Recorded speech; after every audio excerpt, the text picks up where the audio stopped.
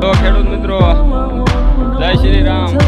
તમને બધાને જો આપણે આ કોરવણ માટે આજ્યું 3 વીઘા કોરવણ પાઈ દીધું છે સિંગુ માટે, અને આપણે આમાં 5 નંબર સિલેક્ટ કરી છે.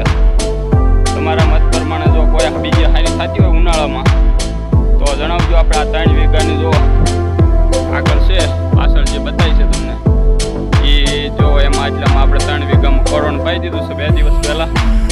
ને હવે આપણે એમાં 2 દિવસ પછી 3 થી 4 દિવસે મતલબમાં કોરવણ પાયા પછી 4 દિવસે મતલબમાં આપણે બળદેથી વાવવાનું છે. તો હવે જણાવજો કઈ સિંગ ઉનાળામાં સારી થાય છે અહીં ભાવનગર બાજુ, જેથી કરીને માહિતી અમને પણ મળે.